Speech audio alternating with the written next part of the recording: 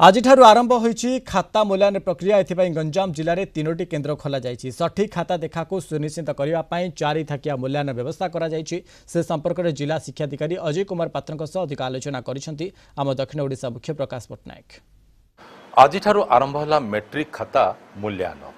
ब्रह्मपुर शहर समेत आस्का और भंजन एमती गंजाम जिलार 3टी स्थान में यह प्रक्रिया आरंभ कराई। तेबे सठिक ढंग से खाता देखा होता सुनिश्चित करने कौन सब पदक्षेप नि से संपर्क में आम आलोचना करवा। विशेषकर जदि आम गंजाम जिला कथा कहवा एठी केमती सब प्रक्रिया चलती केते पिला खाता देखा ये करावा और केते जण नियोजित होइछन्ती एथि शिक्षक निश्चित भाव में आपणकर मैट्रिक परीक्षार्थी जो मैंने परीक्षा सरी जाइए या भितर से खातार मूल्यांकन जो आपंकर इभालुएसन हम ये बोर्ड तरफ व्यापक व्यवस्था ग्रहण कर जो मैंने नियोजित होती समस्ते आपणकर अभिज्ञ संपन्न शिक्षक मान वरिष्ठता को भित्ति करी से आपणकर chief examiner deputy examiner assistant examiner भली नियुक्ति कराई बोर्ड तरफ।